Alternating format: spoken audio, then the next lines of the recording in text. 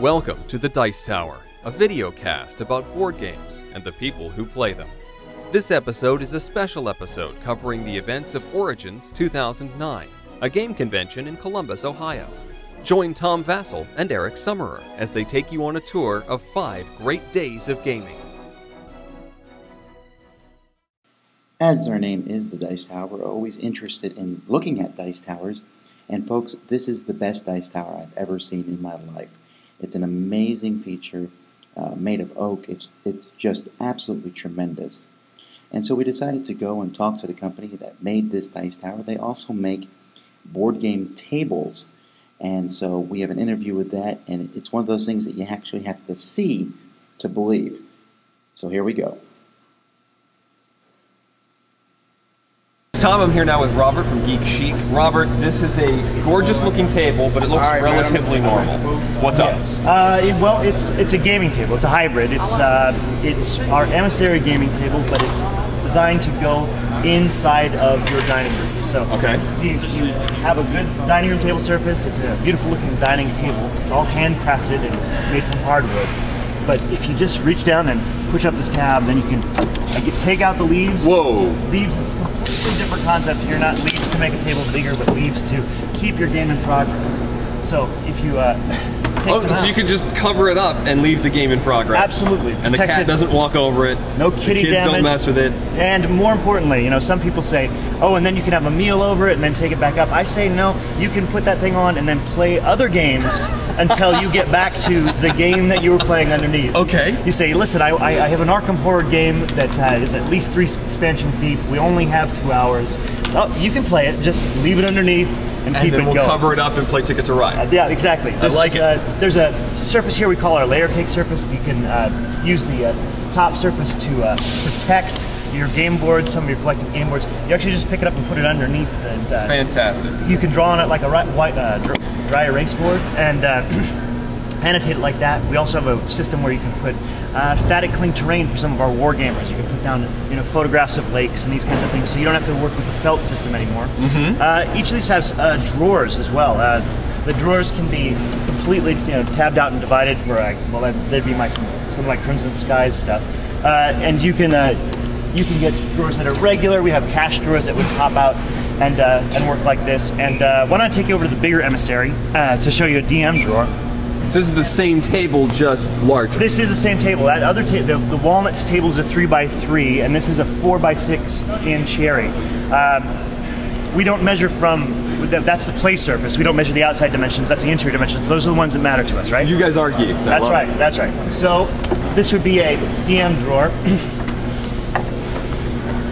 Fold it all the way out. You put it together. And now you have you have your privacy screen already. You've got some stuff to go along with it right here. A good bit of table space. If your players are playing on this and they don't want to play now on top of the surface itself, you can pull this out, and now they have a desk that won't go back in unless you reach in and actually unlock it. Fantastic. Put it back in. We also make a product that takes these leaves that you would put off and traps them in place, so you can, if you don't want to have a drawer system, you don't have enough room in your dining room, it's a little narrow, you can actually make these right there you go, so that it actually turns this into a desk surface and makes sure that minis and dice don't fall underneath it or anything like that. Wow.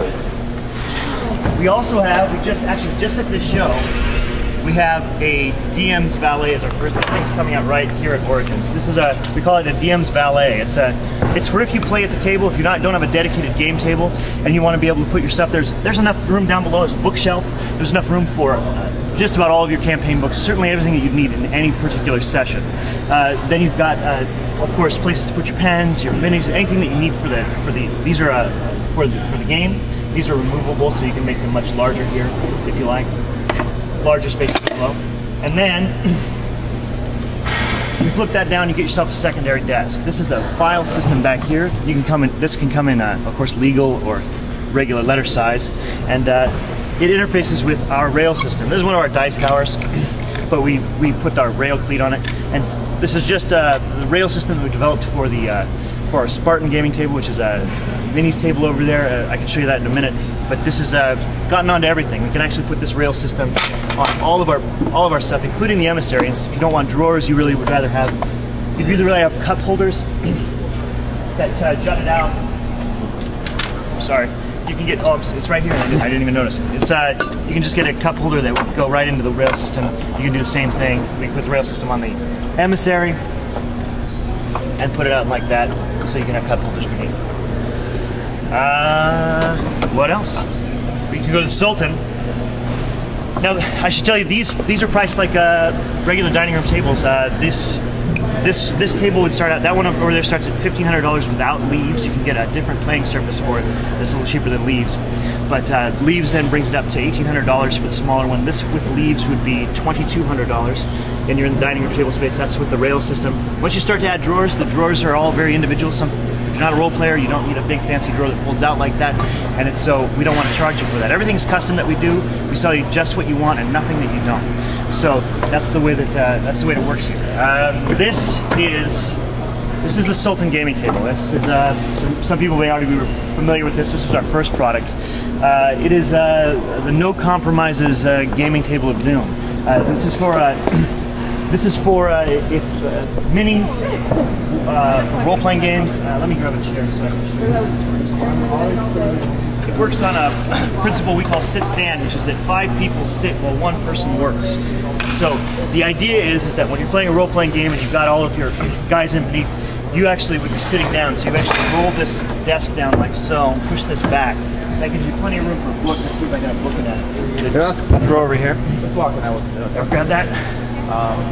You got room for a book, a character sheet. You got your bins for your dice, whatever you want to do right there. This is, of course, a gamekeeper as well. This is one of the cheaper gamekeepers that we talked about on other surfaces. You can take that off. It's craft board on the other side. If you're painting or doing something like that, you can just, these are much more disposable.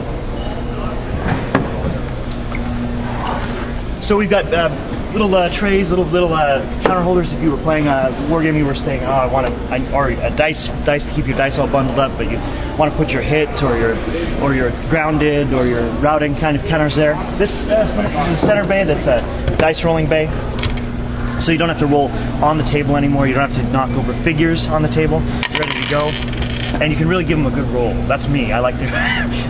The dice towers are nice, but I want to roll those guys. You know. Cup holders around the table. We can do 6 to 14 cup holders around the Sultan gaming table. If you go down here, we have what I call our GM station or command station. You use it a little differently if you're using minis or you're playing role-playing games. This is where your DM would set up. Again, it naturally creates a privacy screen. You've got plenty of room for here. You have your quick reference library, so your 4 books that you use all the time, you know, the ones that you're always referencing, they're right here, or 3 books plus your character sheets that are knocked in right there. Place for your minis and all the extras that you put right here off the right-hand side, and of course can be supplemented by the DM's Valet. We just had one of our Sultan customers buy 2, which I thought was impressive, because he wanted to be flanked by DM's Valets. Of one course. For a laptop. Why just go with one? Exactly, and one with letter size and one with legal size, because then you've got both options.